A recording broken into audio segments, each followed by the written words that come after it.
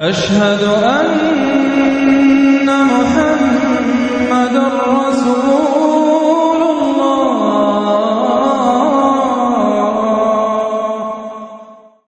لنکا سے جا رہا تھا عرب کی طرف، ہندو ایکسپلائٹ کرے گا، ہماری تہذیب کو ختم کرنا، ہم کن بندیوں میں ہمیں باندھ رہے ہیں؟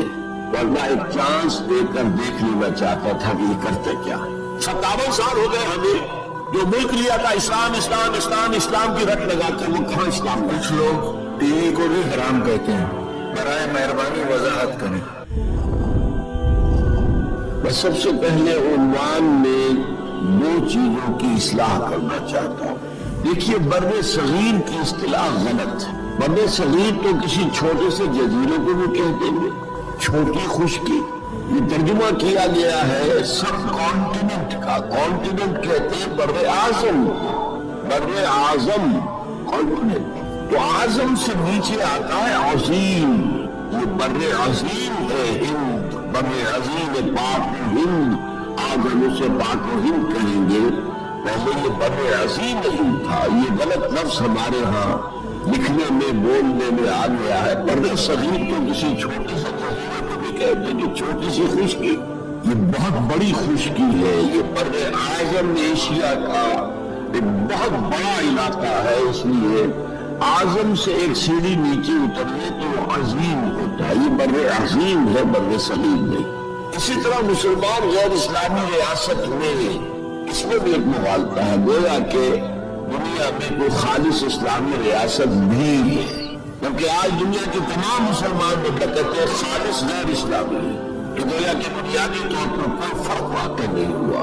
مسلم اکثریت کا ملک ہونا اور بات ہے، اسلامی ریاست ہونا اور بات ہے، زمین و آسمان کا فرق۔ بہرحال ان دونوں موضوعات پر میں کوشش کروں گا کہ اپنے خیالات آپ کے سامنے رکھوں، اور مجھے اندیشہ ہے کہ آپ میں بہت سے حضرات میری بعض آراء سے اتفاق نہیں کریں گے، لیکن میں خلوص و اخلاص کا تقاضا پورا نہیں کروں گا، نہ اپنی ذات سے نہ آپ سے۔ اگر وہی بات آپ سے میں کہوں اور آپ کے سامنے نہ رکھوں کہ جو میری حقیقی رائے ہے، تو میں چند باتیں رکھوں گا، قبول کرنا نہ کرنا آپ کا کام ہے۔ دیکھیے، بر عظیم پاک و ہند کے ضمن میں سب سے پہلے تو دو بدقسمتیوں کو نوٹ کرنی۔ پہلی بدقسمتی یہ کہ یہ بر عظیم دور نبوت کی سعادتوں سے محروم رہا۔ دور نبوت میں یہاں تک دعوت اسلام نہیں پہنچی، اکا دکا کوئی لوگ مسلمان ہوئے ہیں۔ مالابار کا کوئی راجہ تھا جس نے شق القمر کا معجزہ اپنی آنکھوں سے دیکھا تھا، اسے جب معلوم ہوا کہ یہ تو اصل میں ایک عرب میں پیدا ہونے والے رسول کی انگلی کے اشارے سے ہوا تھا، تو وہ ایمان لے آئے۔ لیکن یہ آئسولیٹڈ واقعات ہیں، بحثیت مجموعی بر عظیم پاک و ہند دور نبوت کی برکات سے محروم رہا۔ پھر یہ کہ دور خلافت راشدہ کی برکات سے بھی محروم رہا۔ یہاں اسلام کسی قابل ذکر حیثیت میں آیا ہے دور بنی امیہ میں، وہ بھی کسی دعوت و تبلیغ کے مثبت مقصد کے لیے نہیں، بلکہ ایک انتقام اور بدلے کے لیے کہ کچھ مسلمان تاجروں کا ایک بحری قافلہ جو سرندیپ سے، لنکا سے جا رہا تھا عرب کی طرف، اسے یہاں کراچی کے قریب اسے یہاں کے سندھی ڈاکوؤں نے لوٹ لی۔ اس پر مطالبہ آیا اسلامی مسلمان حکومت کی طرف سے، وہ ملوکیت تھی، اب وہ اسلامی حکومت اس معنی میں نہیں رہی تھی جس معنی میں کہ خلافت راشدہ اسلامی حکومت تھی، کہ جو قیدی ہے تمہارے پاس رہا کرو اور کمپنسیٹ کرو جو بھی نقصان یہاں ان مسلمان تاجروں کا ہوا ہے۔ جب اس کے جواب میں بالکل منفی رد عمل موصول ہوا تو پھر چڑھائی کا فیصلہ کیا گیا، گویا کہ یہ ایک سزا دینے کی ایک مہم تھی۔ بہرحال اس وقت جو اسلام یہاں آیا تھا، اس کے کریکٹرز اس اسلام سے کچھ مختلف تھے جو بعد میں یہاں آیا۔ وہ اسلام جو محمد ابن قاسم کی سرکردگی میں سندھ میں آیا اور سندھ سے آگے بڑھ کر ملتان بلکہ موجودہ پاکستان کے تقریباً پورے مصر علاقے تک پہنچ گیا تھا، فٹ ہلز آف کشمیر تک۔ یہ اسلام خالص عربی اسلام تھا، ملوکیت تو آ گئی تھی لیکن بدویت اور عربیت جو ہے اس کی چھاپ اس پر ابھی گہری تھی۔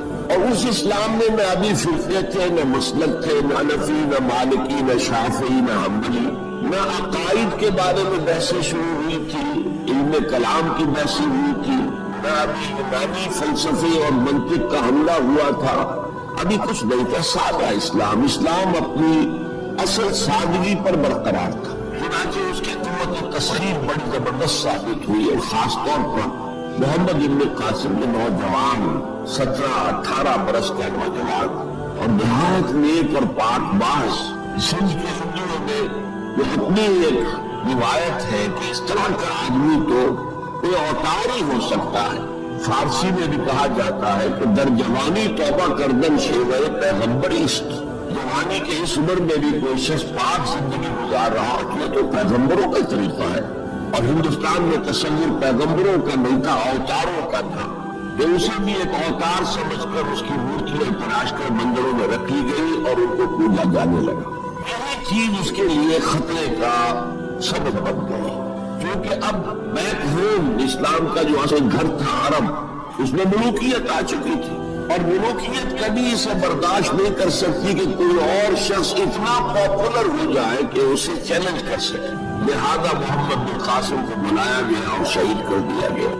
اب اس کے بعد ظاہر بات ہے کہ وہ اسلام ریسیڈ کرنا شروع ہوا، واپس آنا شروع ہوا، اس کے کچھ اثرات اس علاقے میں رہ گئے، لیکن اسلام کی واپسی ہو۔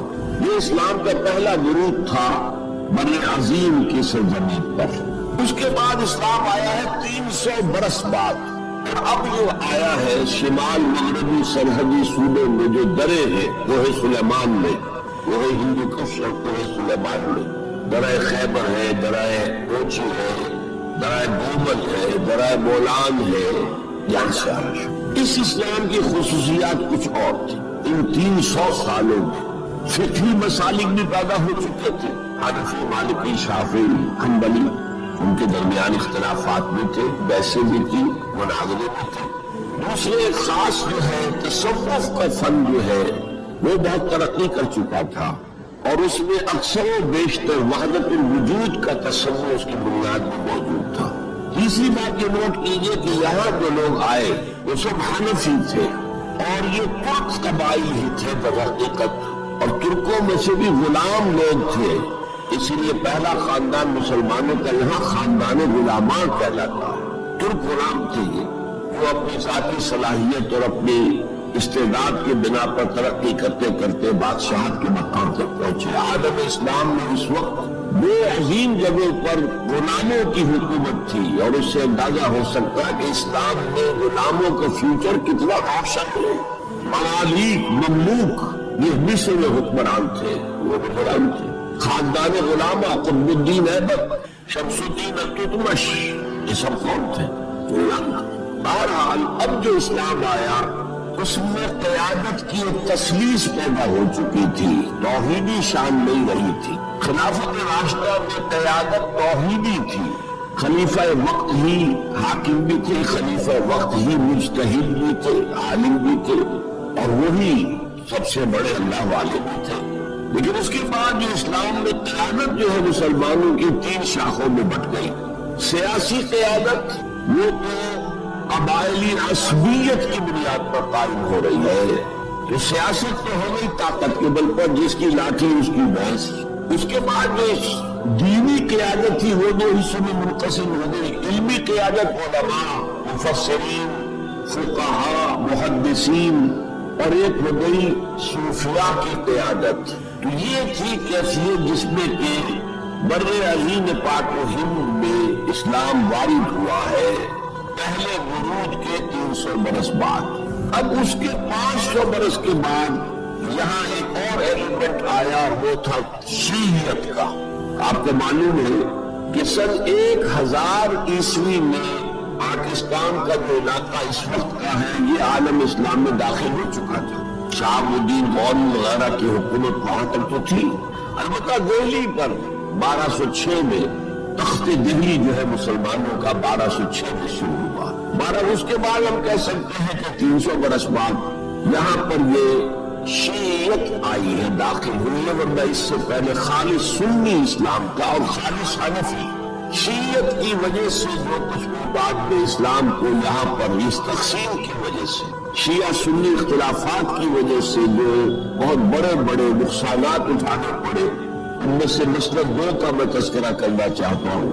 ڈاکٹر امبیڈکر انہوں نے فیصلہ کیا تھا میں مسلمان ہو جاؤں، گویا کہ یہاں کے اچھوتوں کا مسئلہ وہ اس طور سے حل کرنا چاہتے تھے کہ ہم این بلاک مسلمان ہوں، لیکن جب ان کے بارے میں معلوم ہوا تو پھر وہاں پہنچ گئے کچھ لوگ کہ آپ اس مسلک کو اختیار کریں یا اس کو کریں، وہ اسی حیث پہ پھر انہوں نے فیصلہ کیا کہ میں کوئی بھی نہیں اختیار کروں، اگر کوئی ایک اسلام ہے ہی نہیں، اب میں ایک کو اختیار کرتا ہوں تو دوسرے سے میری مخاصمت ہو جائے گی، دوسرے کو اختیار کرتا ہوں تو پہلے سے ہو جائے گی۔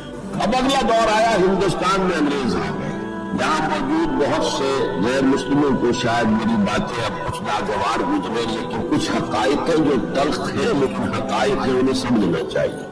انگریزوں نے یہاں آ کر حکومت چھینی سی مسلمانوں سے بیشتر، ویسے تو یہ کہ ہندو راجے مہاراجا بھی تھے لیکن بیشتر علاقوں میں تو مسلمان حاکم تھے، لہذا انہوں نے مسلمانوں کو دبانا بہت ضروری سمجھا، اس لیے کہ جو سابق حاکم ہو ان میں ایسپریشنز پیدا ہوتی رہتی ہے کہ ہم تھے یہاں کے حاکم، پورے واپس حاصل کریں، بغاوت کے ان کے اندر جراثیم مسلسل پروان چڑھے، مسلمانوں کو دبایا اور ہندوؤں کو اٹھایا۔ کیوں کہ ہندوؤں کے لیے معاملہ صرف چینج آف ماسٹرز کا تھا، کوئی بڑا حادثہ تو نہیں تھا، پہلے مسلمانوں کے غلام تھے اب انگریزوں کے غلام ہو گئے، اور اس اعتبار سے انگریز نے بھی انہیں قریب کیا اور ہندوؤں نے بھی مغربی علوم اور مغربی سائنسز کو پڑھنے میں بڑی سبقت کی۔ بنگال میں انگریز آیا، بنگال میں آپ کو معلوم ہے اکثر و بیشتر جو سائنسدان پیدا ہوئے جن کی کہ لکھی ہوئی ٹیکسٹ بکس جو ہیں بہت عرصے تک استعمال ہوتی رہی ہندوستان میں، کہ کون تھے؟ چیٹرجی، بینرجی، سب کے سب بنگالی تھے۔ ایک اور بات یہ ہے کہ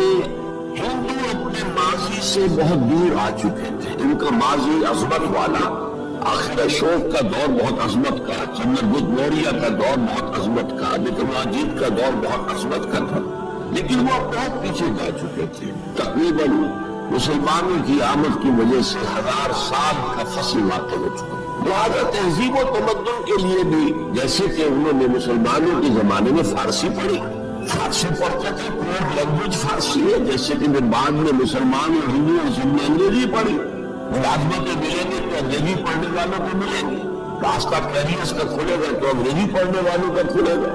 اسی لیے کہاوت تھی ہندوستان میں، وہ فارسی اور بیچے تیل، دیکھو رے قسمت کے کھیل۔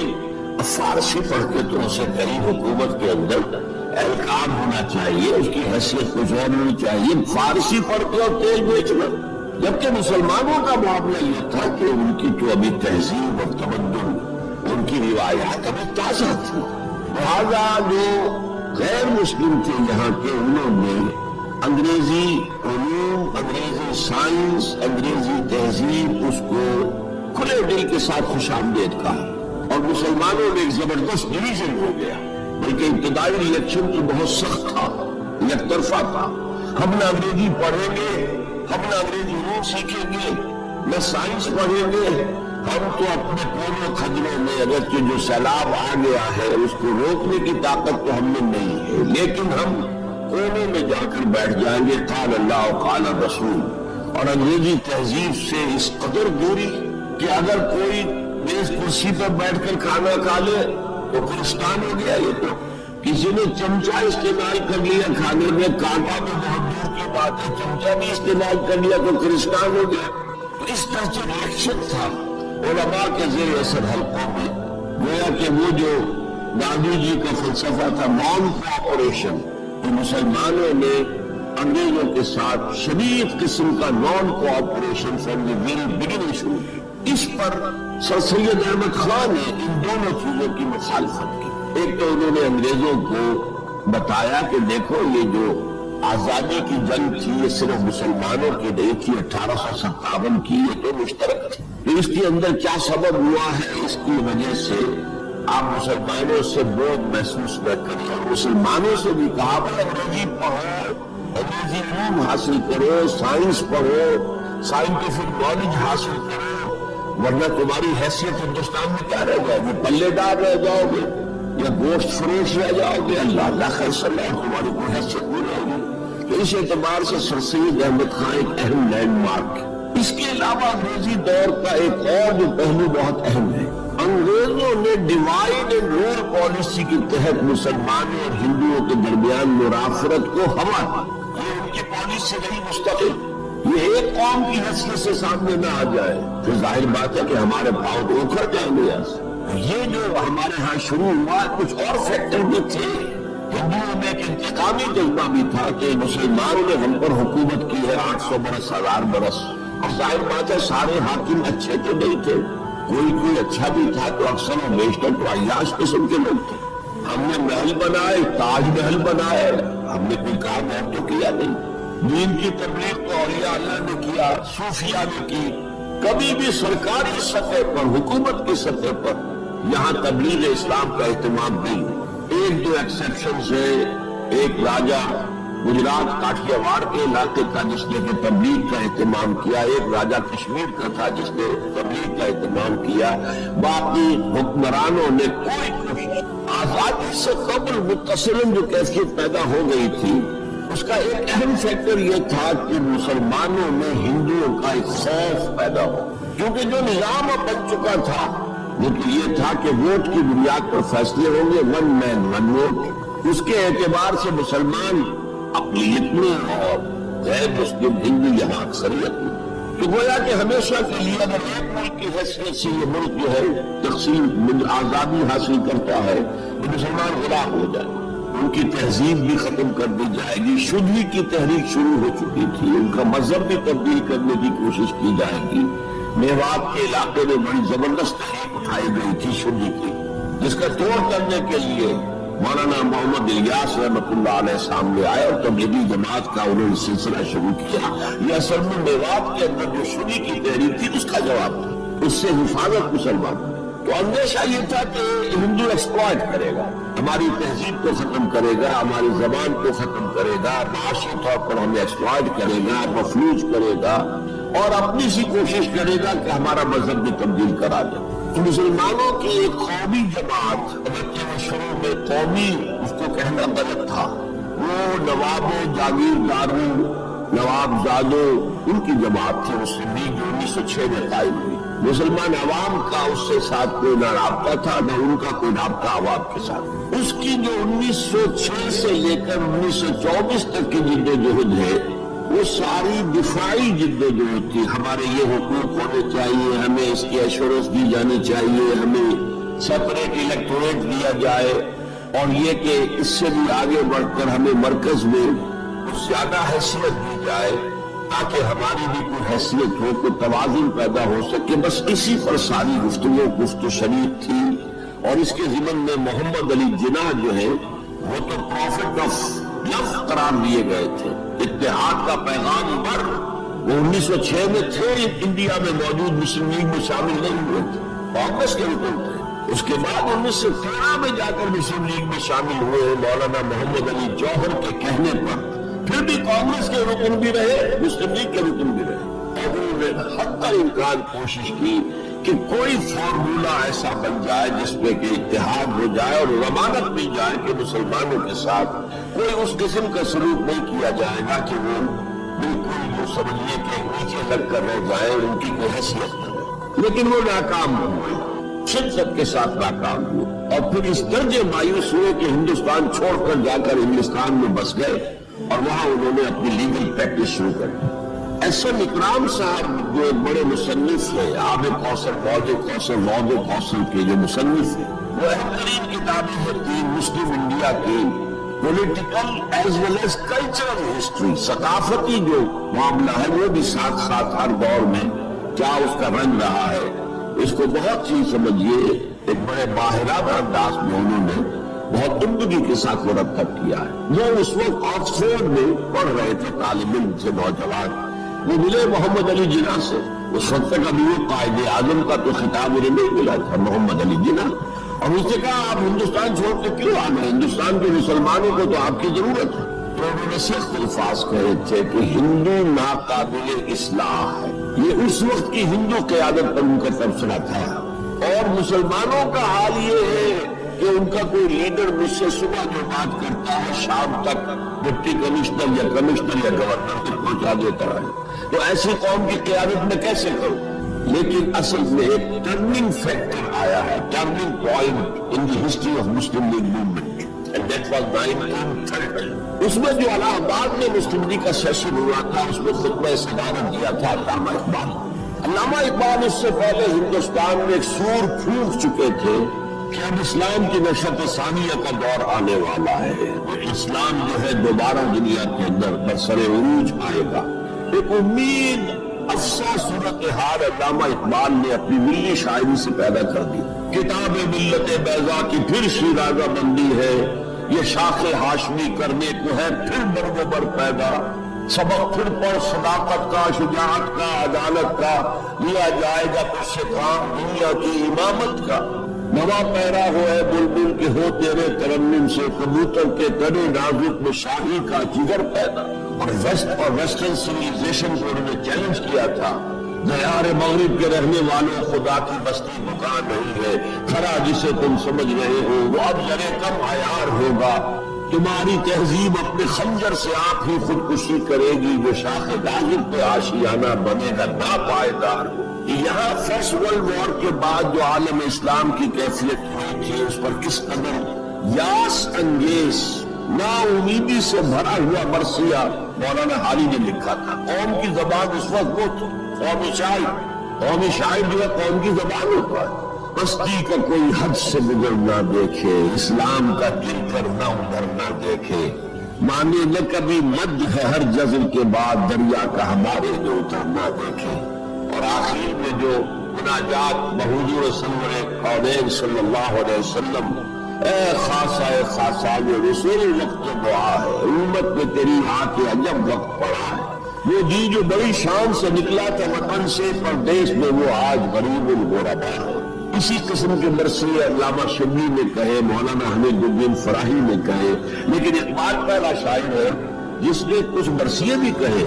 جب انگلینڈ جاتے ہوئے گزر رہے تھے سسلی، جزیرہ سسلی کے پاس سے جہاز گزر رہا تھا، تو دل میں روح اٹھی ہے، کبھی یہ مسلمان جہازرانوں کا مرکز ہوتا تھا، بیس ہوتا تھا، رولے اب دل کھول کر دی گئے خونابہ بار، وہ نظر آتا ہے تہذیب حجازی کا مزار، تھا یہاں ہنگامہ ان سیرا نشینوں کا کبھی، بہر بازی گاہ تھا جن کے سفینوں کا کبھی۔ کہاں ہے مرثیہ بھی کہا، اقبال کی یہاں مرثیہ ہے، لیکن ساتھ ہی ایک امید افزا پیغام کہ اب دوبارہ نکل کے صحرا سے جس نے روما کی سلطنت کو الٹ دیا تھا، سنا ہے یہ قدسیوں سے میں نے، وہ شیر پھر ہوشیار ہوگا۔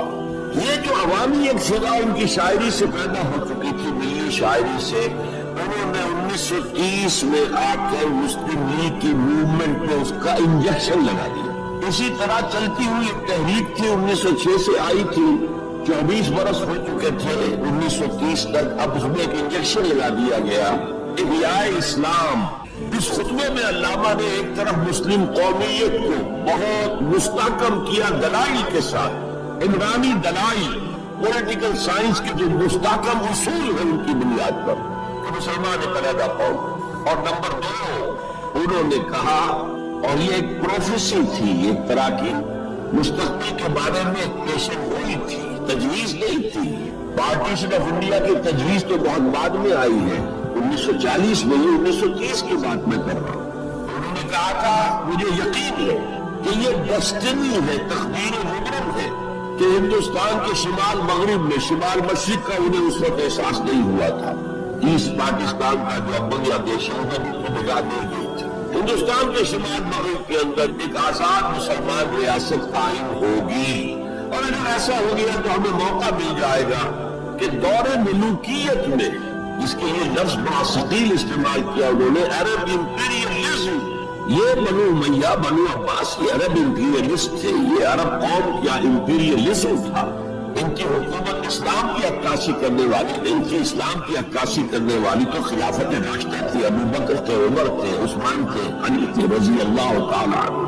تو دور ملوکیت میں یا دور عرب امپیریلزم میں جو داغ دھبے آ گئے اسلام کے چہرے پر، انہیں صاف کر کے اور صحیح اسلام کی ایک شکل دنیا کو دکھائے، یہ انجیکشن ہے پازیٹو مقصد کا. اس وقت تک اس سے پہلے تک تحریک صرف ایک منفی جذبے پر چل رہی تھی، ہندو کا خوف، ہندو اکثریت کا خوف، ایکسپلائٹیشن کا اندیشہ. لیکن اب اسے ایک مثبت بنیاد مل گئی. 1932 میں قائد اعظم گئے انگلستان، لندن، ورلڈ کانفرنس میں. جناح صاحب اس میں شریک نہیں تھے اس لیے کہ وہ تو ایسی سیاست کا میدان چھوڑ چکے تھے. اس موقع پر پھر علامہ اقبال نے ملاقاتیں کی ہیں جناح صاحب سے، اور وہی انجیکشن ان کو بھی لگا اور انہیں پھر آمادہ کیا کہ آئیں واپس ہندوستان. اور اس انجیکشن کے حوالے سے مسلمانوں نے ہند کو منظم کرے اور جمع کرے.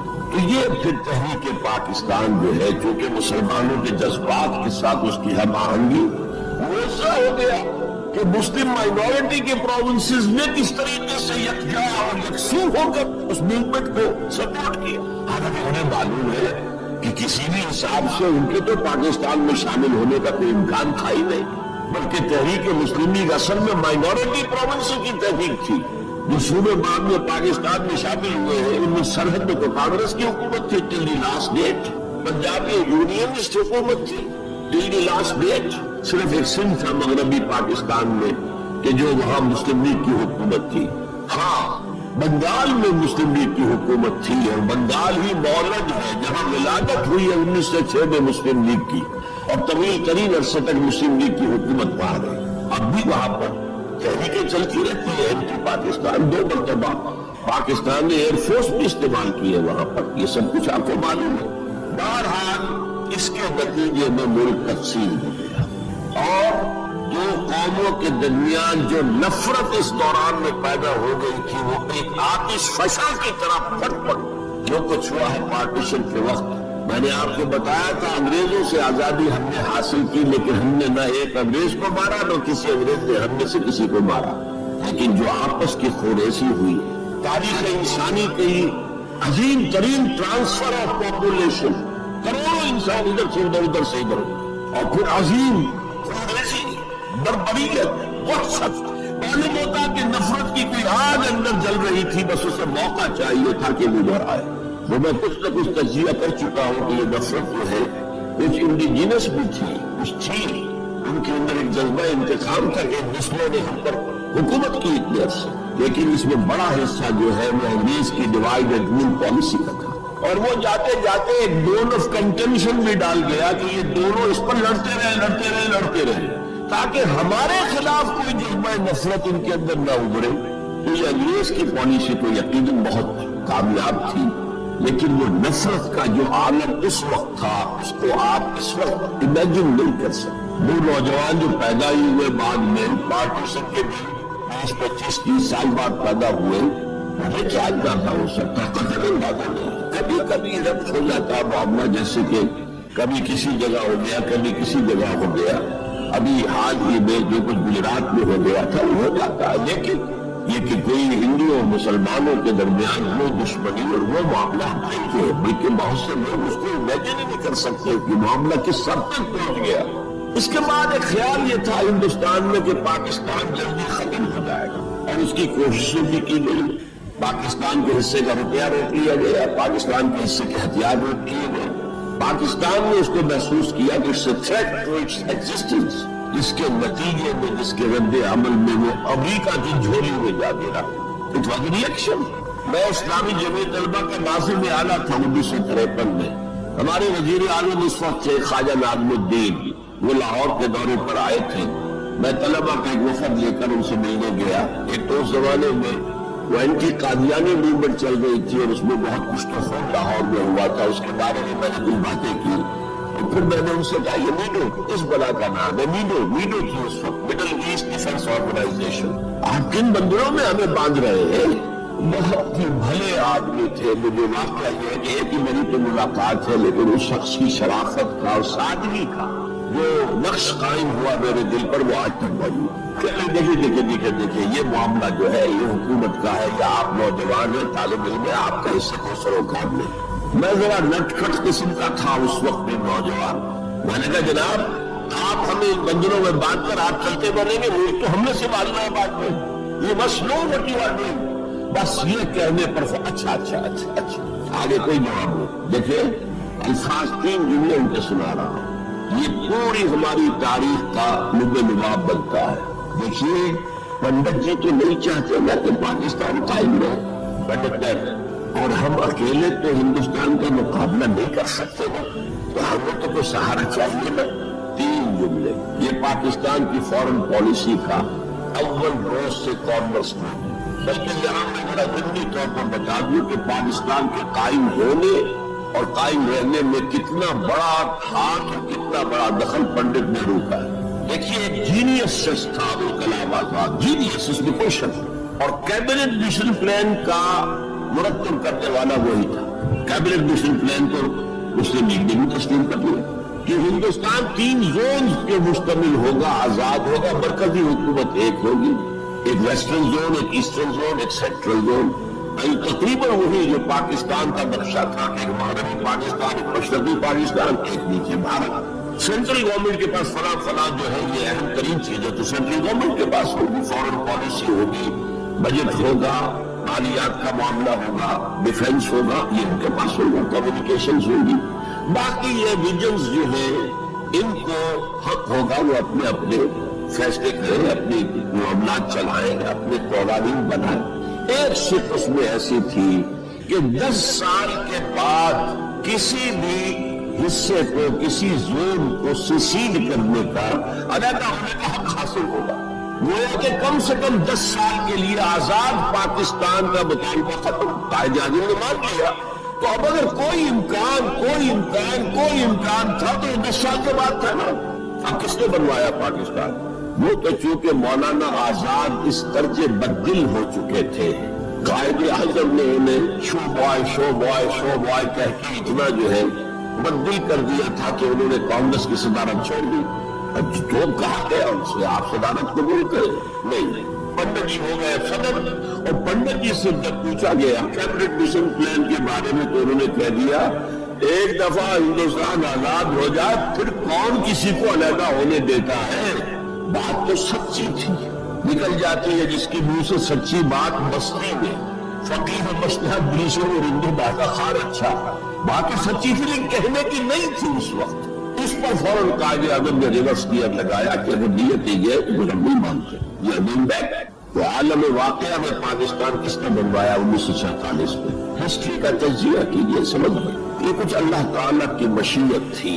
تمام انسانوں کے دل حضور کی ایک حدیث کے مطابق اللہ کے 2 انگلیوں کے مابین ہوتے ہیں، وہ جدھر چاہتا پھیر دے، یہ اللہ کی حکمت تھی۔ اللہ چاہتا تھا کہ یہ مسلمانان ہند جو کہہ رہے ہیں اللہ ہمیں آزادی دے، انگریز سے بھی دے، ہندو سے بھی دے، تیرے دین کا بول بالا کریں گے، ہم تیرے نبی کا دین قائم کریں گے، تو اللہ ایک چانس دے کر دیکھ لینا چاہتا تھا کہ یہ کرتے کیا ہے۔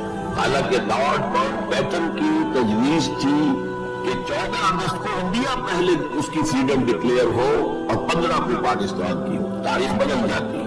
یہاں کے پنڈتوں نے کہا کہ 14 جو ہے وہ منحوس دن ہے، لہذا انہوں نے کہا 15 تو 14 کو پاکستان میں، وہ 27ویں شب ہے رمضان مبارک کی۔ یہ اصل میں ایسا ہی معاملہ ہے جیسے کہ مصر میں بنی اسرائیل نے حضرت موسیٰ سے کہا تھا کہ موسیٰ تمہارے آنے سے پہلے بھی ہم پر تشدد ہوتا تھا اور ہمیں ہر طرح ستایا جاتا تھا، تمہارے آنے کے بعد بھی حال ہمارا تو وہی ہے، ہماری تو کوئی بھلائی نہیں ہو سکی۔ تو حضرت موسیٰ کا ایک جواب جو ہے وہ وہاں پر منقول ہے، عَصَىٰ رَبُّكُمْ أَن يُهْلِكَ عَدُوَّكُمْ، قریب ہے کہ تمہارا رب تمہارے دشمن کو ہلاک کر دے، وَيَسْتَخْلِفَكُمْ فِي الْأَرْضِ، اور تمہیں زمین میں طاقت دے، فَيَنْظُرَ كَيْفَ تَعْمَلُونَ، پھر وہ دیکھے گا تم کیا کرو۔ وہ انہوں نے جو کچھ کیا تھا وہ اس کی تاریخ میں آپ کے سامنے بیان کر چکا۔ اب صورتحال تبدیل ہو رہی ہے، اب تعلقات کے بحال ہونے کا معاملہ تیزی کے ساتھ جاری ہے، دوستی کی طرف قدم بڑھ رہے ہیں۔ بالکل وہ بات جو علامہ اقبال نے اپنے اسی خطبے میں کہی تھی کہ ویسٹ پاکستان وہ جو بھی ہوگا، اس وقت پاکستان لفظ استعمال نہیں کیا تھا، وہ ہندوستان کی حفاظت کا ذریعہ بنے۔ ہندوستان پر ہمیشہ حملہ آور ہوا نارتھ ویسٹ سے، شمالیہ کراس کرتے تو کوئی آ نہیں سکتا، اور تاریخ میں پہلی مرتبہ انگریز آئے تھے سمندر کے راستے سے، باقی تو جو آیا مگر ہند آئے، منگولز آئے، پٹھان آئے، جو بھی آیا وہ ادھر سے آیا ہے۔ تو یہ جو ہے ہندوستان کی پروٹیکشن کا ذریعہ بن جائے گا، اور واقعہ یہ کہ بن گیا، ورنہ یہ کہ کمیونزم سویپ کر کے پورے انڈیا کو لے جاتا، کہ پاکستان کے اندر وہ جو بھی مذہبی جذبہ ہے، چاہے وہ مثبت طور پر بروئے کار نہیں آ سکا، لیکن بے خدا کمیونزم کے خلاف جو مسلمانوں میں جذبات تھے، تو اس سیلاب کو روکا ہے پاکستان۔ بہرحال اب صورتحال جیسا کہ میں نے کہا ہے کہ عام طور پر بھی اب آمد و رفت کی سہولتیں کی جا رہی ہیں، اب میں سمجھتا ہوں کہ وہ نسل بھی اب بیت چکی ہے جس کے دل میں وہ انتقامی جذبات تھے، تو رہ گئے ہیں ریمننٹس کچھ تھوڑے بہت کچھ لوگوں کے اندر، ورنہ بائی اینڈ لارج بہت سے مجبوری وہ کیفیت اب باقی نہیں۔ امید یہ بھی ہو رہی ہے کہ کشمیر کا مسئلہ بھی حل ہو جائے یا ختم ہو جائے، یہ ڈسپیوٹ ختم ہو جائے، اللہ کرے کہ ایسا ہو جائے، اللہ کرے کہ ایسا ہو جائے، اور پھر بات وہ ہو جائے جو قائد اعظم نے کہی تھی جب ان سے پوچھا گیا تھا کہ ہندوستان اور پاکستان کے تعلقات کیسے ہوں گے، کہا کہ جیسے کینیڈا اور یو ایس اے کے ہیں۔ اب آپ کو معلوم ہے کینیڈا اور یو ایس اے کے درمیان کتنے قریبی تعلقات، تو ان کا ویژن تو کچھ اور تھا، جو ہوا ہے وہ تو در حقیقت کہ یہ تو در حقیقت ستم ظریفی ہے، جو بھی تاریخ کی ستم ظریفی ہے، وہ ہوا ہے کیا ہوا، nobody could imagine۔ نہ کانگریس کے لیڈرز اور نیتا اس کا امیجن کر سکتے تھے، نہ مسلم لیگ کے لیڈرز جو ہے وہ اس کو امیجن کر سکتے تھے جو کچھ ہوا ہے۔ میں نے یہ ساری بحث اس لیے کہی ہے کہ میرے نزدیک اب بر عظیم ہند کے اندر اسلام کی دعوت کے بہترین مواقع میں صورتحال تبدیل ہو رہی ہے اور تیزی سے مزید ہوگی، یہ حالات کا تقاضا ہے، اس مارچ آف ہسٹری جسے کوئی روک نہیں سکتا۔ لہذا یہاں پر اب مواقع ہیں اور بہت عظیم مواقع۔ اب اس میں میں چند پوائنٹ آپ کے سامنے رکھنا چاہتا ہوں۔ نمبر 1، روح کا تصور اور روحانیت کا تصور مشترک ہے ہندو مت میں اور اسلام میں۔ آتما اور پرماتما کا تعلق، ہمارے یہاں روح کا اور اللہ کی ذات کا تعلق، روح من امر ربی، اور میں بتا چکا ہوں آپ کو علامہ اقبال کا فلسفہ خودی انہوں نے خود کہا، سورہ حشر کی اس آیت سے ماخوذ ہے۔ یہ واقعہ بہت اہم ہے علامہ اقبال کی زندگی کا۔ سید نذیر نیازی جو ان کے قریب بیٹھنے والے ہم نشین لوگ تھے، انہوں نے خود کوٹ کیا ہے ہماری یہ قرآن کانفرنس میں لاہور میں کہ ایک دفعہ میں نے علامہ سے پوچھا کہ کوئی شخص کہہ دیتا ہے کہ آپ کا جو فلسفہ برگزروں سے ہے یا نٹشے سے ہے، کوئی کسی اور کا جو ہے کوڑی لے کر آتا ہے، جو فلسفہ خودی آپ خود کیوں نہیں بتاتے؟ What is the source of the philosophy of self؟ فرمایا کہ اچھا کل فلاں وقت آ جانا، میں تمہیں ڈکٹیٹ کرا دوں۔ وہ کہتے میں خوشی سے بھولے نہیں سمایا کہ یہ میری قسمت ہے، شاعر مشرق حکیم الامت مجھے لکھوائیں گے کہ ان کے فلسفہ خودی کی سورس کیا ہے۔ وقت معین پر میں آ گیا کاپی پینسل تیار کر کے، اور مجھ سے کہا ذرا قرآن مجید نکال لے گا شیلف میں سے۔ میں نے ساری امیدوں پر روز پڑ گئی کہ مجھے جو خیال تھا ہسٹری آف فلاسفی کی کوئی کتاب نکلوائیں گے یا کسی اور فلاسفر کی کوئی کتاب نکلوائیں گے، کہ قرآن نکلوایا۔ کھولو سورہ حشر پڑھو اس کی آیت، وَلَا تَكُونُوا كَالَّذِينَ نَسُوا اللَّهَ فَأَنسَاهُمْ أَنفُسَهُمْ۔ ان لوگوں کے مانندہ ہو جانا جنہوں نے اللہ کو بھلا دیا تو اللہ نے انہیں اپنے آپ سے غافل کر دیا۔ یہ کون سا اپنا آپ ہے جس سے انسان غافل ہوتا ہے؟ کیا اپنے جسم کے تقاضوں سے غافل ہوتا ہے؟ جسم کو تو بات ہو کہ اچھے سے اچھے صابن سے دھوئے گا اور جو ہے صاف کرے گا، اور اچھے سے اچھی چیزیں اس میں لگائے گا، تیل لگائے گا، آلہ اور سب کچھ کرے گا۔ ذرا سی تکلیف ہو جائے گی تو بھاگا جائے گا ڈاکٹر کے پاس۔ کس سے غافل ہے؟ اپنے حیوانی وجود سے غافل ہے کوئی؟ اس کے تقاضوں سے غافل ہے کوئی؟ یہ کوئی اور وجود ہے انسان کا جس سے وہ غافل ہوئے، وہ اس کا روحانی وجود۔ اور یہی میں نے آپ کو بتایا کہ اپنشد کا یہ جملہ میں پڑھ کر وجد میں آ گیا تھا۔ یہ بھی ایک اچھی بات ہے آپ کو بتا دوں، ایک زمانے میں جبکہ امریکہ میں نے کہا تھا تھر تھر کانپ رہا تھا، جو سیلاب کمیونزم کا جا رہا تھا، پورے ایسٹرن یورپ کو کھا گیا تھا وہ نظام، اور ان کے پاس توڑ کوئی نہیں تھا۔ دنیا بھر کے غریبوں کے لیے ایک روشنی کا پیغام تھا، ایک امید کا پیغام تھا، ہیو ناٹس کے لیے ایک بڑی اپیل تھی۔ کہاں سے کہاں وہ پہنچ چکا تھا، لیٹن امریکہ پہنچ چکا تھا، کوئی انویژن تو نہیں ہوا تھا۔ It was the invasion of the philosophy, invasion of an ideology, Marxism۔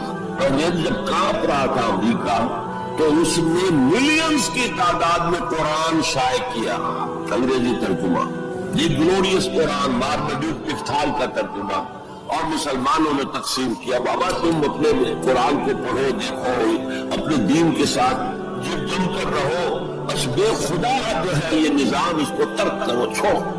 اور ہندوؤں کے لیے گیتا میں نے پڑھی اس وقت انگریزی ترجمہ، اپنشد کا ایک سلیکشن تھا وہ میں نے پڑھا، یہ mid 50s کی بات ہے، بلکہ سو تو سے it was early 50s، جبکہ ابھی میں میڈیکل کالج کا اسٹوڈنٹ تھا، میں نے اپنشد پڑھا، گیتا پڑھی۔ اپنشد کا صرف ایک سلیکشن تھا، گیتا پوری تھی، وہ بھی اسی لیے کہ تم اپنے اپنے مذہب سے چپک جاؤ تاکہ کمیونزم کی طرف تمہارا رجحان ہو، یہ اس کے اس خوف کا وجہ ہے۔ بہرحال اس کے مقابلے میں روح اور روحانیت، آتما اور پرماتما، یہ تصورات جو ہے ایمبیڈڈ ہے۔ آپ اگر وہ جملہ سنے، میں نے پہلے بھی سنایا ہے اپنشد کا، تو بالکل معلوم ہوتا اس آیت کی ترجمانی ہے۔ Man in his ignorance identifies himself with the material sheets which encompasses real self۔ اس کی اصل خودی، اصل انا تو اندر کی ایک حقیقت ہے، اس کے گرد یہ گوشت کا کور چڑھا دیا گیا ہے۔ انسان جس کو سمجھتا ہے یہ میں ہوں، یہ میں نہیں ہوں، میں تو وہ خودی ہوں، وہ انا ہوں، وہ ایگو ہوں، وہ آتما ہوں جو اس شریر کے اندر ہے۔ یہ تصور جس قدر اسٹرانگ ہے ہندو مت کے اندر، انہیرنٹ ہے اسلام میں بھی، اور آج کی دنیا اسی کے خلاف تو جا رہی ہے۔ The world is world of better only. What is beyond better we don't care. Because وہ ہماری جو ہے حواس خمسہ کی گرفت میں آتا ہی نہیں ہے، ہم اس کو کیسے اسٹڈی کریں؟ ہم تو چیزوں کو دیکھتے ہیں، سنتے ہیں، چکھتے ہیں، چھوتے ہیں، سنتے ہیں، نتیجے نکالتے ہیں۔ تو یہ دنیا ورلڈ آف بیٹر تو جو ہے ہمارا میدان ہے انکوائری کا، تفتیش کا، تحقیق کا، لیکن یہ کہ وہ ماورائے مادہ، ماورائے طبیعت، میٹا فزکس، اس سے ہمیں کوئی دلچسپی نہیں ہے، خدا یا نہیں ہے، ہوگا۔ یہ کائنات تو ہے نا، روح کوئی ہے یا نہیں ہے کس نے دیکھی؟ جسم تو ہے نا، آخرت کوئی ہے یا نہیں ہے؟ یہ دنیا تو ہے نا، یہ جو ہے، جو واقعہ ہے، جو ریئلزم اسی کا نام ہے، جو ریئل ہے، اس تک اپنی توجہ محدود رکھو۔ جو مذہب کے ایسنس کے خلاف ہے، اس مذہب میں ہندو مت اور اسلام مشترک، وہ ایسنس آف مذہب، روح اور روحانیت۔ نمبر 2، ہندو اسکرپچرز کا اگر مطالعہ کیا جائے ان کی اصل زبان میں، اور سملیرٹیز جو ہے اسلام میں اور ہندوازم میں، ان کو واضح کیا دلائل کے ساتھ، حوالوں کے ساتھ، اور ان کو ہائی لائٹ کیا جائے۔ اختلافات اگر ہیں وہ بھی ہے، لیکن سملیرٹیز کیا کیا؟ یہ کام میرے علم میں آیا تھا کچھ عرصے سے، مولانا محمد منظور نعمانی جو لکھنؤ والے ہیں، ان کے صاحبزادے کر رہے ہیں، اور مجھے خوشی ہوئی تھی۔ اب جو کچھ کیا ہے ذاکر نائک صاحب نے، وہ اتفاقی ہے کہ میں ٹیلی ویژن کھولا ہوا تھا، اس میں ان کا پروگرام آیا، میں نے پورا دیکھا ہے، وہ سملیرٹیز بٹوین ہندوازم اینڈ اسلام۔ اب میں اپریشیٹ کرتا ہوں، یہ کام کرنے کا ہے جو ہم نے نہیں کیا بدقسمتی سے۔ ہم نے یہاں آ کر یہاں کے لوگوں کے ذہن کو پڑھنے کی کوشش نہیں کی، ہم نے تو ان پر حکومت کی ہے۔ اللہ خیر صلی اللہ، جب تک آپ کسی قوم کے ذہن کو نہیں سمجھیں گے، ان کی سوچ کیا ہے، ان کی سوچ کا صغرا کبرا کیا ہے، پریمیسز کیا ہے جن پر کہ ان کے عقائد کھڑے ہوئے ہیں، آپ کیسے کمیونیکیٹ کریں گے؟ ہم نے ضرورت ہی محسوس نہیں کی، وائی ٹو کمیونیکیٹ؟ ہمارے پاس طاقت ہے، we have brute force, and we can govern them, that's all۔ یہ ہماری مجرمانہ غفلت رہی ہے، یہاں پر مجرمانہ غفلت۔ میرا بھی ایک واقعہ جو ہے ضمن میں بہت ہی سبق آموز ہے۔ آج سے 13 سال قبل میں ہندوستان جب آیا تھا 1991 میں، تو میں لکھنؤ بھی گیا تھا، وہاں مولانا علی میاں میرے منتظر تھے، پھر انہیں جانا تھا ضروری رائے بریلی اپنے آبائی شہر، تو میں بھی ان کے ساتھ ان کی گاڑی میں بیٹھ کر گیا۔ 24 گھنٹے وہاں میں مقیم رہا، اس مسجد میں نماز پڑھی، 4-5 نمازیں پڑھی، جہاں سے کہ سید احمد بریلوی رحمۃ اللہ علیہ نے اپنی ہجرت کا آغاز کیا تھا۔ وہاں میں نے ان سے ایک بات کہی کہ مولانا دوسرے مدارس جو ہے بریلوی اور دیوبندی، شاید وہ تو میری اس تجویز پر غور تو دور کی بات ہے، اس کو سننے پر بھی آمادہ نہ ہو۔ ندوہ نسبتاً کھلے خیال کا، کھلے ذہن کا سمجھا جاتا ہے نمائندہ، تو آپ ندوے میں سنسکرت کی تعلیم کو لازم، تاکہ آپ کے طلباء جو نکلے وہ ویدوں کو پڑھیں ڈائریکٹلی، اپنشد کو پڑھیں ڈائریکٹلی۔ کہنے لگے ہاں یہ تو آپ نے بہت اچھی بات کہی، بہت صحیح بات ہے، بہت صحیح ہے۔ لیکن 2 سال کے بعد شکاگو میں ایک کانفرنس میں وہ بھی موجود تھے، میں بھی موجود تھا، ہم دونوں ملے، میں نے پوچھا مولانا وہ آپ نے کچھ کیا؟ کہنے لگے میں تو بھول ہی گیا۔ اس اسٹیج پر وہ آ چکے تھے کہ وہ عصیان میں مجھے یاد ہی نہیں رہا کہ مجھ سے انہوں نے وعدہ کیا، لیکن میں نے یہ بات ان سے کہی تھی۔ میرے علم میں آیا یہاں ہی کہ ایک مصنف شمس نوید عثمانی، جن کی کتاب آپ نے پڑھی ہوگی اب بھی نہ جاگے تو، کافی دن ہو گیا میں نے وہ کتاب پڑھی تھی، اس میں ڈبائے ایک فرینچ اورینٹلسٹ جو ہے اس کے رائے انہوں نے کوٹ کی، میں حیران رہ گیا۔ وہ 40 برس تک انڈیا میں مقیم رہ کر اس نے ہندو اسکرپچرز کا مطالعہ کیا، and he came to the conclusion that Manu is actually Mahanu، حضرت نوح علیہ السلام کا منو، مہانو، اور منو سبوتی جو ہے حضرت نوح علیہ السلام کی شریعت۔ یہ کرسچن ہے، اس کی تحقیق ہے، اس تحقیق کو اب انہیں ہائی لائٹ کیا جائے، اسے عام کیا جائے، اس کو پہنچایا جائے، تو پھر وہ جو ہے مغایرت کے پردے جو حائل ہیں، وہ مغایرت کے پردے کچھ اٹھیں گے، ذہن کچھ کھلیں گے، بات کرنے کا، کمیونیکیشن کا موقع بنے۔ اب آ رہی ہے وہ بات جو میں سمجھتا ہوں کہ آپ کو اچھی نہیں لگے گی۔ میری رائے یہ ہے کہ کسی بھی صورت میں آپ کو سیکولرزم کی حمایت نہیں کرنی چاہیے۔ اسلام کی روح سے سیکولرزم کفر ہے، اور وہ اگر واگا کے مغرب میں کفر ہے تو مشرق میں بھی کفر ہے۔ آپ اس کی پروٹیکشن لینا چاہتے ہیں، اس کے امبریلا کے تحت آنا چاہتے ہیں، یہ آپ کی قومی جو ہے فرار بننا ہوں۔ سیکولرزم کس شے کا نام ہے؟ کیا اسلام کسی درجے میں کمپیٹیبل ہے اس کے ساتھ؟ سیکولرزم کا مطلب یہ ہے کہ آپ ایک سرکل بنا لیں، اس سرکل کے اندر ہے پولیٹیکو سوشو اکنامک سسٹم، یہ تو ہوگا کسی بھی مسئلے کو تعلق نہیں اس کا۔ عوامی حاکمیت جو بدترین شرک ہے، اس کی بنیاد پر جو پارلیمنٹ آئے، جو کوئی مجلس ملی آئے، جو کوئی کانگریس آئے، وہ جو ہے قانون بنائے، ہومو سیکسولیٹی کو جائز قرار دے دی اجازت ہے، ہومو سیکسول میرجز کو رجسٹر کروائے، ٹھیک ہے، it has no reference to any religion whatsoever. ہاں، اس سرکل کے پیری فری پر چھوٹے چھوٹے سرکل بنا دیجئے، یہ ہندو مت ہے، یہ اسلام ہے، یہ سکھ مت ہے، یہ بدھ مت ہے، یہ فلاں ہے، یہ کرسچینٹی ہے، یہ جوڈائزم ہے، یہ ہے ٹاؤزم ہے، یہ رہیں گے پیری فری پر۔ یہ انفرادی ذات معاملہ ہے زندگی کا، اور اس میں آزادی ہے ہر ایک کو، جو چاہے بلیف رکھے، ایک خدا کو مانے، 100 کو مانو، کسی کو نہ مانے، ٹھیک ہے، شہری تو ہے، جس طرح چاہے پوجا پاٹ کرے، درخت کو پوجے، پتھروں کو پوجے، بتوں کو پوجے، ایک انسین خدا کو پوجے، جس کو چاہے پوجے، سورج کو پوجے، چاند کو پوجے، چاند پوجے، سوشل کسٹم جو چاہے رکھے، بارہ ہر ایک کو اپنا خیال ہے۔ ان چیزوں میں ہر شخص آزاد، لیکن یہ پولیٹیکل سسٹم، یہ کریمنل لا جو بھی ہے، اکنامک سسٹم، سود، سوا، سب جائز ہے۔ کسی مذہب کے حرام قرار دینے سے ان کو نہیں روکا جائے گا، کسی آسمانی ہدایت کو دلیل کے طور پر تسلیم نہیں کیا جائے گا، چاہے وہ تورات ہو، چاہے قرآن ہو، چاہے کوئی اور آسمانی کتاب ہو، ہندوؤں کی کتاب ہے، وہ تسلیم نہیں کی جائے گی۔ This is not compatible with Islam. How can the Muslims accept it? مجھے حیرت ہوتی ہے، میری یہ بات میں جانتا ہوں یہاں کسی کی سمجھ میں نہیں آئے، لیکن یہ کہ بہرحال جیسے کہ میں نے شروع میں کہا تھا، اگرچہ قول تو وہ فرعون کا ہے، لیکن قرآن میں نقل ہوا قرآن کی آیت ہے، ما اریکم الا ما ارا، میں آپ کو وہی کچھ دکھا سکتا ہوں جو میں خود دیکھتا ہوں، ورنہ میں سنسیئر نہیں ہوں، neither to myself or to you. I have to be honest. Number 4، قومیت سے بالا تر ہو کر اسلام کی دعوت دی جائے، دو چیزیں گڑبڑ نہ کی جائے، قوم کی خدمت ہے، قوم کے لیے تعلیمی ادارے بنائے جائے، قوم کے لیے یہ کیا جائے، کوئی حرج نہیں، قوم کی خدمت کرنا بری بات نہیں۔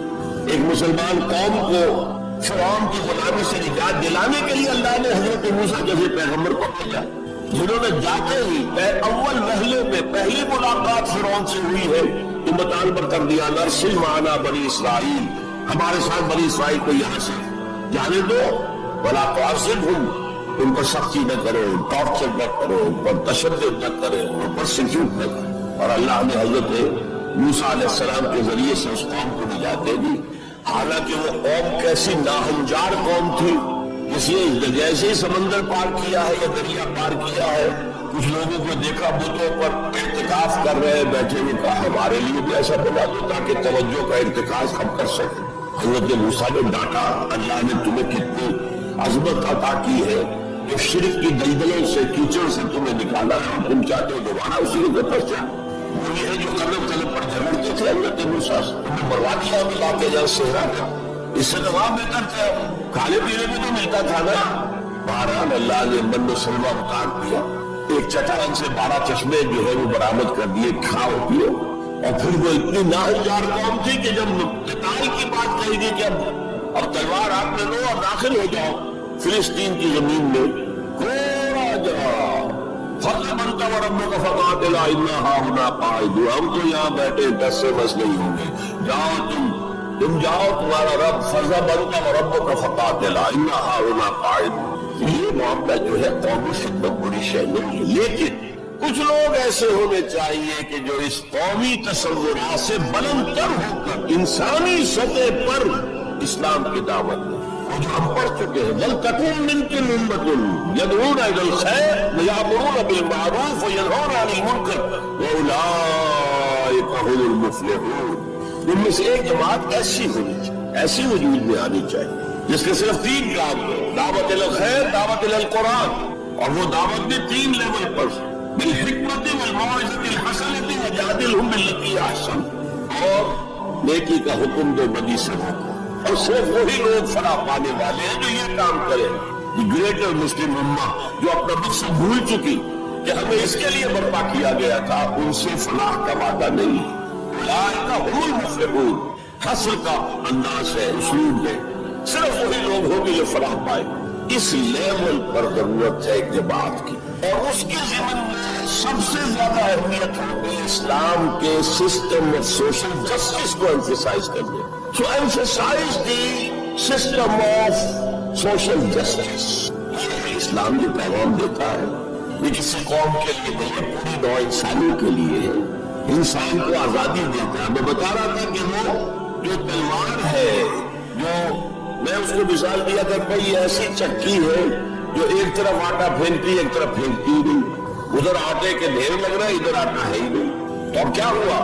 تلوار نے ادھر کاٹا، عیاشی، بدماشی، فضول خرچی، نمود و نمائش پہ پیسہ خرچ کرنا، جس سے آگ لگ جائے ہیو نوٹس کے دلوں کے اندر، پھر ان میں محبت پیدا ہوگی آپ کے لیے، یہ نفرت پیدا ہوگی، عداوت پیدا ہوگی، بغض پیدا ہوگی۔ اور دوسری طرف جو بھوکے ہیں وہ حیوانوں کی سطح پر آ جائیں گے، وہ گویا کہ 20 سبان جو انسان نہیں رہتے، they are at a lower level than the human beings, they become like animals۔ اور حدیث نبوی ہے کہ قاد الفقر یکون کفرا، فقر جو ہے وہ تو قریب ہو گیا تھا انسان کو کفر کے۔ دنیا نے تیری یاد سے بیگانہ کر دیا، تجھ سے بھی دل فریب ہے غم روزگار کے، یہ روزی کا جو غم ہے، کہاں تجھے پوجے، کہاں کوئی عبادت کرے، کہاں کچھ سے لو لگائے، ہمیں 2 وقت کی روٹی کے لیے، اور وہ بھی سوکھی سی کچھ ملتی ہے، اور کتنی پورے دن بھر کی کمر توڑ دینے والی مشقت ہم کرتے ہیں۔ اسلام کی دعوت جو ہے نمبر 1 یہ قومیت سے بالا تر ہونی چاہیے، گڑبڑ نہ کرے، ایک ہی جماعت یہ دونوں کام نہ کرے، ورنہ سمجھا جائے گا کہ یہ بھی اصل میں اپنی قومی بالا تری اور بالا دستی کے لیے کام کر رہے ہیں۔ اپنی پرائرٹیز فکس کر لیں، اگر اسلام کے لیے کام کرنا ہے تو قومی سطح سے بالا تر ہوگا، اور اصولی سطح پر اسلام کی دعوت دے، اور اسلام کے system of political justice, social justice, economic justice کو نمایاں کرے۔ ان تمام چیزوں کے پیش نظر میں ایک بات، بہت بڑی بات کہہ رہا ہوں۔ حضور کی ایک حدیث ہے، مجھے مشرق کی طرف سے ٹھنڈی ہوا آ رہی ہے۔ اقبال نے جب ترانہ ہندی لکھا تھا اس میں کوٹ کیا تھا، میرے عرب کو آئی ٹھنڈی ہوا جہاں سے، میرا وطن وہی ہے، میرا وطن وہی۔ کیا جب ہم بہرحال اپنی جگہ پر سمجھ رہے تھے، اپنی ہے امید کہ کسی طرح اللہ ہمیں توفیق دے دے، پاکستان میں وہ نظام قائم کر دے جو پوری انسانیت کے لیے ایک مینارہ نور بن جائے۔ یہی باتیں اقبال نے کہی تھی، میں کوٹ کر چکا ہوں کہ ڈیسٹنی ہے، تقدیر مبرم ہے کہ ہندوستان کے شمال مغرب میں ایک آزاد مسلمان ریاست قائم ہوگی، اور اگر ایسا ہو گیا تو ہمیں موقع مل جائے گا کہ اسلام کے چہرے سے جو بدنما داغ اور دھبے دور ملوکیت میں پڑ گئے تھے انہیں ہٹا کر جاگیرداری آ گئی تھی، دور ملوکیت میں سرمایہ داری آ گئی تھی۔ ابلیس کی مجلس شورا میں ابلیس سے کہلوایا ہے اقبال نے، ابلیس کی زبان سے وہ اپنا پیغام دے رہا ہے، جانتا ہوں میں یہ امت حامل قرآن نہیں ہے، وہی سرمایہ داری بن گئے مومن کا دین، جانتا ہوں میں کہ مشرق کی اندھیری رات میں بے یقے بیضا ہے پیران حرم کی آستین۔ لیکن ایک عجیب بات کہی ہے، عصر حاضر کے تقاضاؤں سے ہے لیکن یہ خوف، It's a demand of history. عصر حاضر کے تقاضاؤں سے ہے، لیکن یہ خوف ہو نہ جائے آشکارا شر پیغمبر کا ہی۔ عصر حاضر کے تقاضے سمجھ لیجئے، کیپٹلزم کے رد عمل میں کمیونزم پیدا ہوا تھا، اب کمیونزم مر گیا ہے، اب کیپٹلزم بغلے میں جا رہا ہے۔ ثابت ہو گیا کہ ہمارا نظام liberal secular democracy and capitalism based on free market and interest and every thing, یہ بہترین نظام ہے، اس سے بہتر کوئی نظام نہیں ہے۔ دیکھ لو وہ بڑا پڑا ہوا کمیونزم، اس کی قبر بن گئی ہے، جس پر کہ پھر ہنٹنگٹن نے کہا نہیں میرا بھائی اسے غلطی لگ رہی ہے، فوکویاما کو ابھی کلیش آف سیویلائزیشنز ہوگا۔ بہرحال یہ جو امید تھی کہ آئے گی ٹھنڈی ہوا، ایک خیال یہ ہے اب بھی ہم شاید حالات جس نہج پر جا رہے ہیں، شاید پاکستان اور افغانستان مل کر وہ جگہ بن جائے کہ جہاں پر اسلام کا نظام پورا کا پورا دی پولیٹیکل سوشل اکنامک سسٹم نافذ کر دیا۔ فیکٹس آن دی گراؤنڈز کے اعتبار سے کوئی آثار نہیں ہے، لیکن there can be some divine, کوئی ایسا شکل پیدا ہو جائے اللہ کی طرف سے۔ میں اس سے مایوس نہیں ہوں، ابھی بالکل مایوس نہیں، اگرچہ تاحال ہم فیل ہو گئے اس میں۔ ہم تو وہی نظام جو حدیث سوچ کر دیا تھا جو کا تو لے کر جا رہے ہیں، آپ بہت بہتر اس سے رہے اس اعتبار سے کہ آپ نے جاگیرداری کو تو ختم کر دی۔ ہمارے ہاں تو جاگیردار مسلط ہے، جہاں جاگیردار مسلط ہوگا اور 70% آبادی جو ہے وہ دیہی ہے، گاؤں کی ہے، جاگیرداروں کے انگوٹھے تلے ہے، وہاں سیاست کیا ہوگی؟ سیاست جو ہے وہاں پر it's the musical chair game of the jagirdars and lords, اور کچھ بھی نہیں۔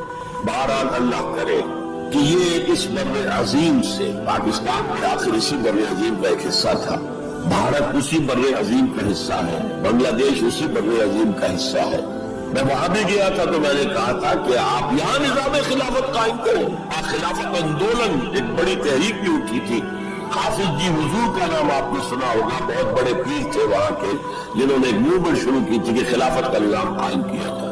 لیکن یہ ہے کہ کیا عجب کہ ہندوستان کی قسمت میں ہوئی۔ شمس نوید عثمانی صاحب نے جو بات کہی ہے وہ قابل غور یقیناً ہے، اگرچہ مجھے پڑھے ہوئے اس کتاب کو بہت دن ہو گئے ہیں، لیکن مجھے امید ہے کہ جو بات میں کہنے چلا ہوں وہ ان کی طرف غلط منسوخ نہیں ہوگی، لفظی طور پر کوئی غلطی ہو سکتی ہے۔ انہوں نے یہ لکھا تھا کہ امت مسلمہ کی قیادت پہلے ملی ہے سامع النسل لوگوں کو، یہ میں آپ کو بتا چکا ہوں۔ First rise of the Muslim Ummah, then the first fall of the Muslim Ummah, then the second rise of Muslim Ummah, then the second fall of Muslim Ummah, just as the first rise of Bani Israel, and then the first fall, and then the second rise, and then the second fall. The first rise of the Muslim Ummah was under the leadership of the Arabs. Who are these Arabs? Sami, Semitic. اگرچہ Europe میں Semitic کا لفظ استعمال ہوتا ہے یہودیوں کے لیے، صرف وہ بھی سامی ہے، عرب بھی سامی النسل ہے۔ جب صلح کرائی تھی اور بغل گیر کروایا تھا کلنٹن نے شاہ حسین کو، اور اس کو شامل تھا یا کون کا جو بھی وزیر تھا اسرائیل کا، بغل گیر ہو گئے، تو اس نے کہا تھا یو آر کزنس، بھائی تم ایک ہی باپ کے بیٹے ہو نا، ہم اسماعیل کے بیٹے ہیں، ان کی اولاد ہے، اور جو جیوز ہے وہ حضرت اسحاق کی اولاد ہے، حضرت اسحاق کے بیٹے حضرت یعقوب، ان کے 12 بیٹے، ان سے 12 نسلیں، 12 قبیلے جو ہے بنی اسرائیل کے، تو یہ کزنز۔ تو سامی النسل، پہلی قیادت سامی، حضرت سام، یہ بیٹے تھے حضرت نوح کے۔ Second rise of the Muslim ummah was under the leadership of the Turks, they are the progeny of Yafis علیہ السلام، انہی کے بیٹوں میں گوگ اور میگوگ کا نام بھی آیا ہے تورات میں، جوج اور ماجوج۔ وہ اصل میں سینٹرل ایشیا کے ماؤنٹینز کو کراس کر کے وہ شمالی جو میدان چلتا ہے رشیا وغیرہ کا، پھر پیچھے وہ منگولیا اور چائنا کے ساتھ، اور ادھر ویسٹ میں پھر وہ اسکینڈینیوین کنٹریز سے ہو کر ادھر سے اتر کر لوگ جو آئے ہیں اینگلو سیکسنز، انگلستان میں آئے ہیں یا اور یورپ کے حصے میں آئے ہیں، یہ سب نسل ہے یافس کی۔ تیسری نسل ہے حام کی، اس میں یہ انڈو گریک اینڈ ایرانی ایرینز، سب سے بڑی تعداد ان ایرینز کی کہاں ہے، یہ حام کی نسل سے ہے۔ اور شمس نوید عثمانی نے لکھا تھا کہ اب جو اسلام کی اور امت مسلمہ کی قیادت ہے وہ حام کی نسل کو منتقل ہوگی۔ دی تھرڈ رائز آف اسلام، جس پر میں حدیث سے آپ کو سنا چکا ہونا ہے، وہ تقدیر مبرم ہے، پوری دنیا پر اسلام کا غلبہ ہو کر رہے گا۔ علامہ اقبال نے کس خوبصورتی سے کہا ہے، ہر کجا بینی جہان رنگ و بو، تم جہاں کہیں بھی رنگ و بو کا منظر دیکھتے ہو، خوشنمائی، خوشبو، اچھی بات، اعلیٰ قدری، ہر کجا بینی جہان رنگ و بو، ذاکر آرزو، جس سے کہ آرزو پیدا ہو، دلیں پیدا ہو، یا یہ نور مصطفیٰ اورا بہاس، یا عروج اندر تلاش مصطفیٰ، یا تو حضرت محمد مصطفیٰ صلی اللہ علیہ وسلم سے وہ نور مستعار لیا گیا۔ یورپ کی ساری ترقی ہوئی ہے قرآن کے اس اصول کی بنیاد پر کہ تباہ ہو واپس ہو، وَلَا تَقْفُ مَا لَيْسَ لَكَ بِهِ عِلْمٌ إِنَّ السَّمْعَ وَالْبَصَرَ وَالْفُؤَادَ كُلُّ أُولَٰئِكَ كَانَ عَنْهُ مَسْئُولًا۔ حقائق پر نظر جو ہے وہ جماؤ، اور جسے کہتے ہیں استقرائی منطق۔ ایک لاجک جو ہے وہ ہے ڈیڈکٹیو لاجک، ایک ہے انڈکٹیو لاجک، انڈکشن، استقراء کا آغاز دنیا میں کرنے والا قرآن ہے۔ فلاں زمین دیکھ، فلک دیکھ، فضا دیکھ، مشرق سے ابھرتے ہوئے سورج کو ذرا دیکھ، ان فی خلق السماوات والارض واختلاف الليل والنهار والفلك التي تجري في البحر بما ينفع الناس وما انزل الله من السماء من ماء فاحيا به الارض بعد موتها وبث فيها من كل دابة وتصريف الرياح والسحاب المسخر بين السماء والارض لآيات لقوم يعقلون۔ یہ پوری کائنات اللہ کے سائنس، اللہ کی علامات، اللہ کی آیات سے بھری ہوئی، یہ سارا نقطہ نظر ہے جس نے سائنس کو بنیاد بنایا ہے، سائنس کو کیونکہ توجہ منعقد کرائی۔ اور یہ اصل میں پہلے بھی کہہ چکا ہوں، کرناٹا، تولیتلا جو تولیدو کہلاتا ہے، قرطبہ جو آج کورڈوبا کہلاتا ہے، غرناطہ جو آج گرناڈا کہلاتا ہے، اس کی یونیورسٹیوں سے پڑھنے کے لیے آتے تھے۔ یہ فرانس کے لوگ چلے آ رہے ہیں، یہ جرمنی کے نوجوان چلے آ رہے ہیں، یہ اٹلی سے آ رہے ہیں، انہی کے زیر اثر رینیسانس ہوا، احیاء العلوم، فلسفہ اور سائنس دونوں کی طرف جو ہے توجہ ہوئی، اور انہی کے زیر اثر اصلاح مذہب ریفارمیشن، جس سے کہ یہودیوں نے ایک خاص ٹرم دے دیا۔ یہ ایک علیحدہ موضوع ہے، اس وقت میری گفتگو کا موضوع یہ نہیں ہے۔ بہرحال ہو سکتا ہے کہ ہندوستان ہی وہ جگہ بن جائے۔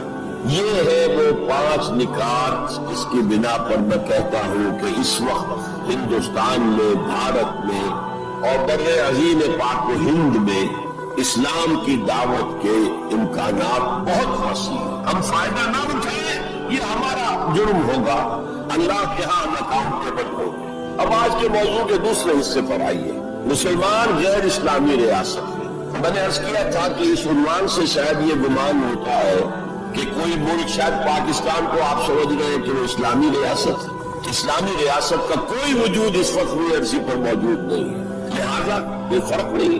اس پہلو سے کوئی فرق واقع نہیں ہوتا۔ مسلمان اکثریت کا ملک، مسلمان اقلیت کا وہ کیا فرق واقع ہوا؟ کوئی فرق واقع نہیں، اس لیے کہ اوپر تو نظام جو ہے وہی طاغوت کا نظام ہے، وہی سیکولر نظام ہے، وہی انٹرسٹ بیسڈ اکانومی کا جو ہے نظام ہے، وہی بے حیائی، بے پردگی اور فحاشی کا نظام ہے جو چلا آ رہا ہے، اور جس کو وہ اب social engineering programme under the United Nations Organisation, social engineering, جس کے اصول کیا ہے؟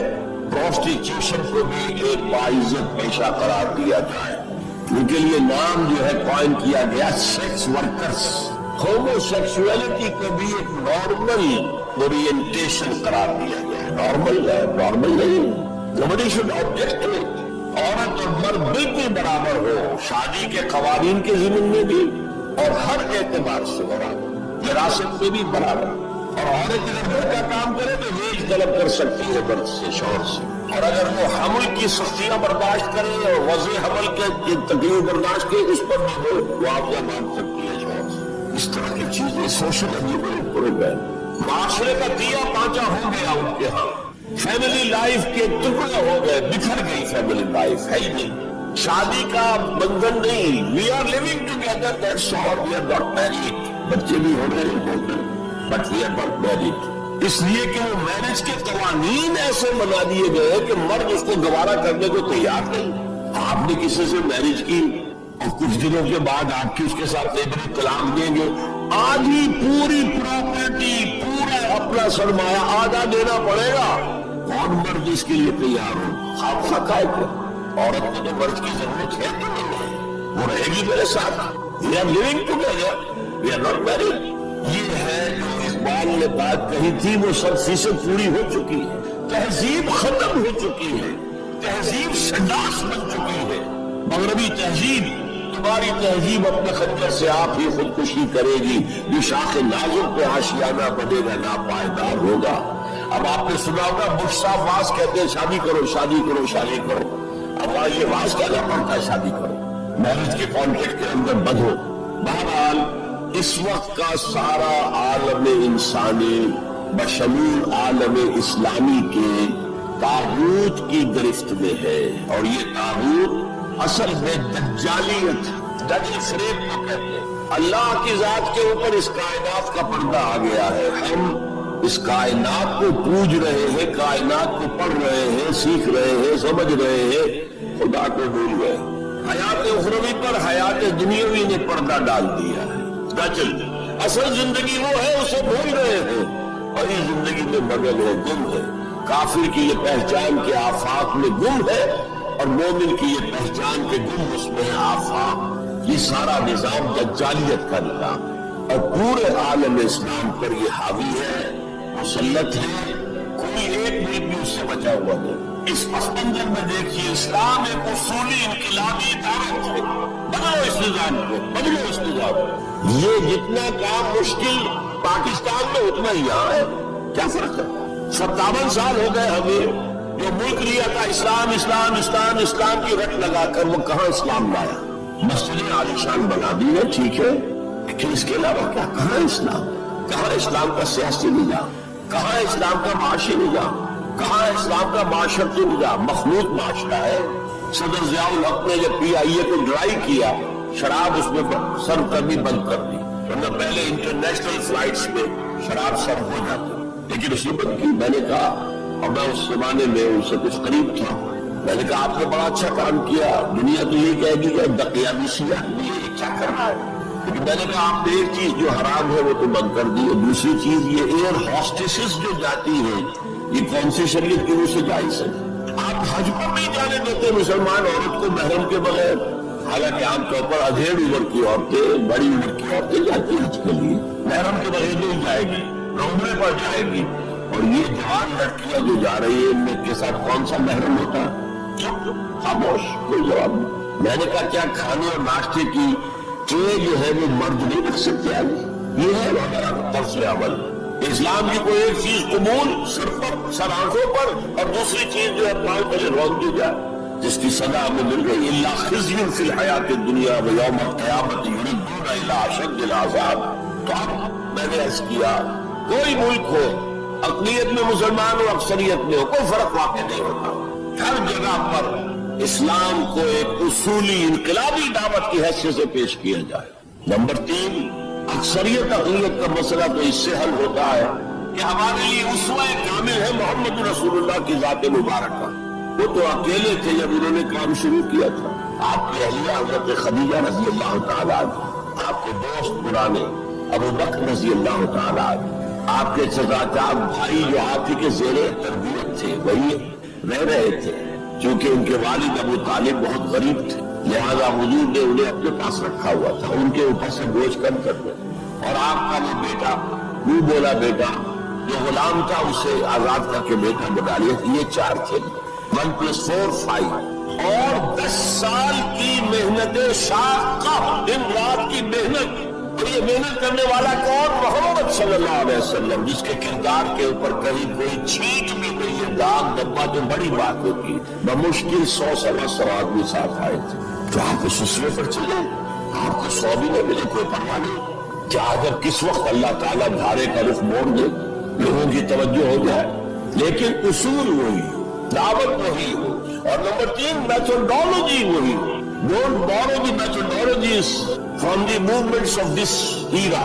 جمہوریت کے ذریعے سے کچھ ہو جائے، اور کوئی دہشت گردی کے ذریعے سے کہیں اسلام آ جائے، of the methodologies of Mohammad सल्लल्लाहु अलैहि वसल्लम। इलेक्शन में हिस्सा लेने से सवाल ही पैदा नहीं होता। इलेक्शन होते हैं किसी निजाम को चलाने के लिए, न कि किसी निजाम को बदलने के लिए।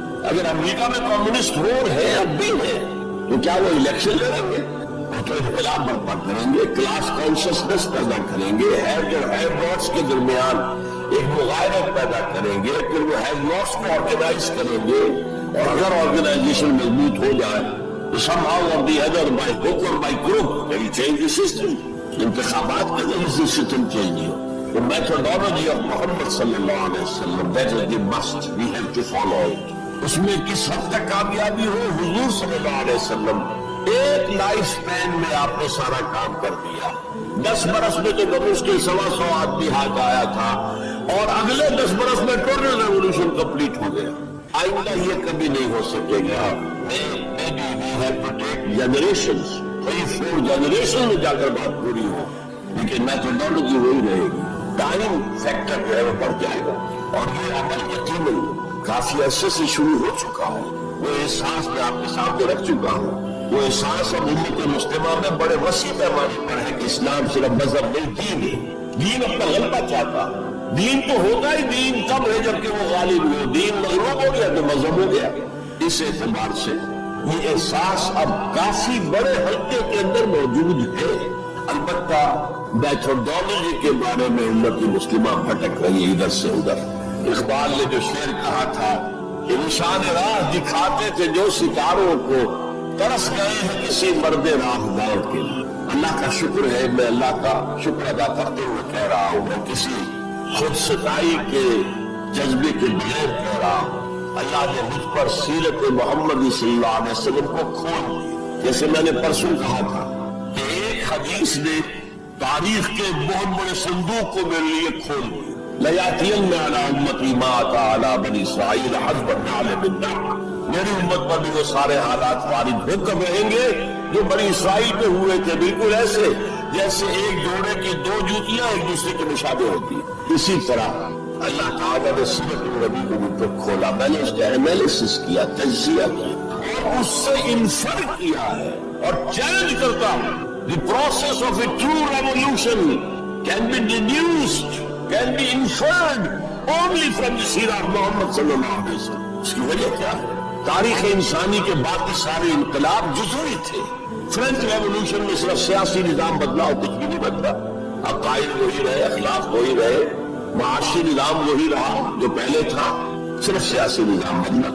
बोल्शेविक रेवोल्यूशन में माशी निजाम बदला, बाकी